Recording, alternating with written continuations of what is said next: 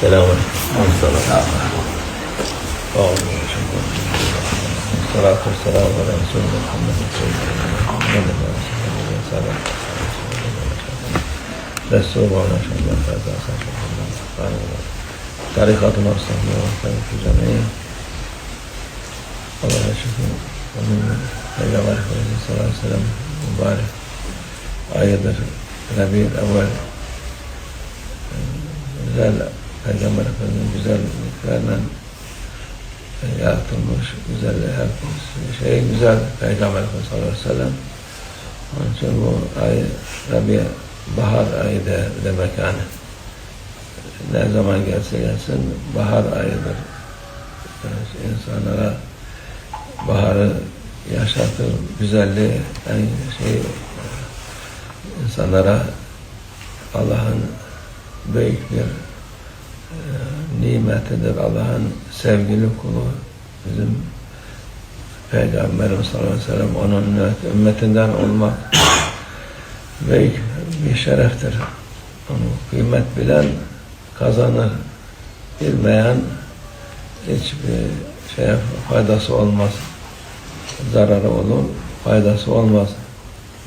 Allah Azze ve Celle sallallahu aleyhi ve sellem, Allah Azze ve Celle Peygamber sallallahu aleyhi ve sellem'in nurundan yaratmış, bütün alemleri onun nurundan yarattı. Onun için Peygamber Efendimiz'e hürmet farzdır. En birinci farz odur. Yani bazı akılsız insanlar var. Hadi Müslüman olmayan Allah Peygamber düşman olur ona. Ama Müslüman deyip de Müslümanları Peygamber Efendimiz sallallahu aleyhi ve sellem'in muhabbetini vermeyen, ona hürmet etmeyen, onlar başka beladır insanlara, ümmete beladır. Çünkü güzellik, iyilik, sevap, her türlü iyiliği kazanacak olan ümmete onlardan mahrum ediyor. Ona kötülükten başka şey vermiyor. Onun için vesvese veriyor, her türlü kötülük veriyor. Onun için Peygamber sallallahu aleyhi ve sellem'in muhabbeti farzdır. Bütün Müslümanlara onu tazim etmek farzdır. Bu tazim etmek şirk değil. Zaten onlarla muhatap olmak bir defa aslında akıl işi değil. Onlara muhatap olmak bir fayda vermez.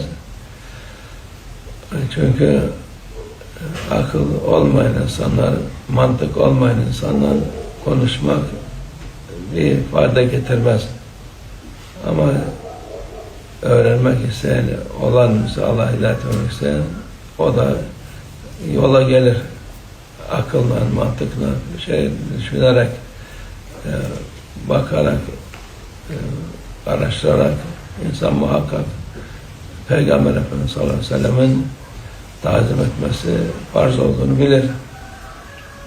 En büyük şey Kur'an-ı Azimüşşan'da İnna Allahu melekete sallûne alen-nebi. Allah melekleri Peygamber sallallahu aleyhi ve sellem getiriyor. Siz de getirin diye emir var. Ondan daha büyük ne var? Kur'an'ı bilip ben Kur'an'ı ezberlemişim, hadisleri ezberlemişim. Ondan sonra Peygamber sallallahu aleyhi ve sellem'in azametini, hürmetini bilmeyen insan, onda akıl nerede, mantık nerede, insanlık nerede? Onlar Allah muhafaza etsin. Onun için yani onlar çoğu o yolda giderler ama dönenler de oluyor. Biraz akıllı olarak düşünüp yapar, muhakkak doğru yola gelir.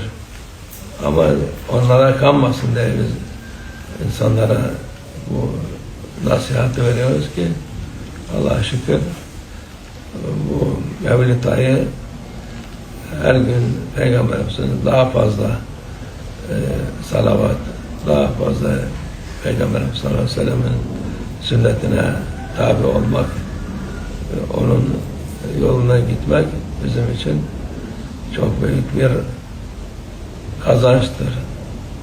O kazancı Allah muhafaza etsin. Elimizden harcamayalım. Bu zor da değil. Yani bir Allah Azze ve Celle'nin sevdiği senin Peygamber Efendimiz sallallahu aleyhi ve sellem'in sevgi, saygı Peygamber bunu istedi yani sana sırtında taş taşı demiyor. Peygamber sallallahu aleyhi ve sellem bu kadar mı zor Peygamber'e hürmet etmek? Yani dünyada Peygamber Efendimiz sallallahu aleyhi ve sellem'den fazla hürmet edecek, ona tazim edecek hiçbir mahluk, hiçbir insan, hiçbir yaratık yok.